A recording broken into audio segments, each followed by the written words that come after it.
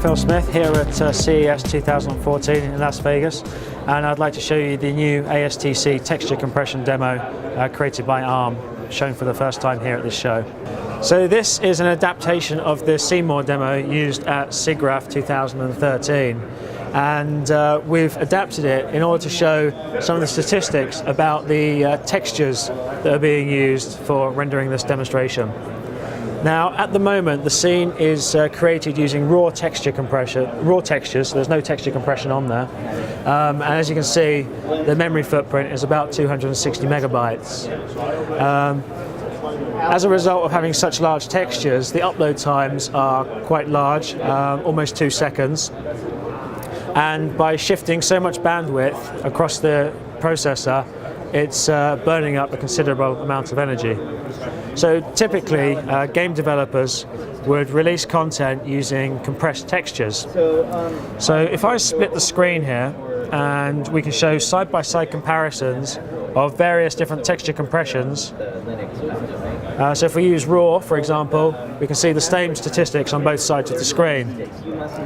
Now, I'll select ETC2, which is a typical texture compression technique, and instantly we can see that the footprint has been reduced from 260 megabytes to under 100 megabytes. As a result of using smaller textures, the upload times are significantly reduced, and there's less bandwidth being used on the chip, therefore we're using less energy. But ARM, in their quest to reduce energy consumption on devices, thought we could do better and created a new texture compression called ASTC, Adaptive Scalable Texture Compression, which has been donated to the Kronos group and is now part of the OpenGL ES3 standard. So I'll now select an ASTC texture compression method, and instantly we can see that we've almost halved the footprint. As a result of shifting less data around on the device, it's much quicker, and we have saved a large amount of energy per frame, which will mean games or graphic applications can be run for longer on a single charge, and also the device won't generate as much heat. So this is a lossy texture compression technique, so it'd be interesting to have a look at any visual artifacts that have been created with the new texture compression.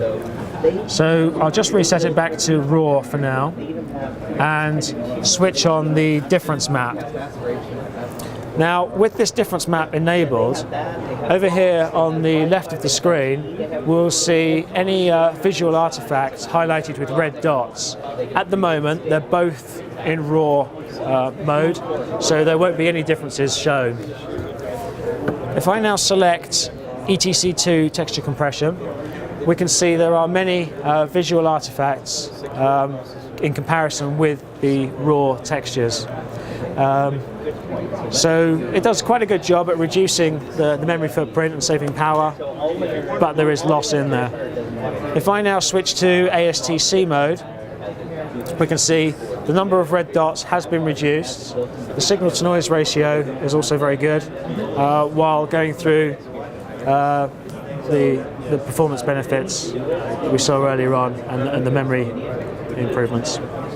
So as you can see here, this is running on the new Samsung Note 3, which has an Exynos processor in there.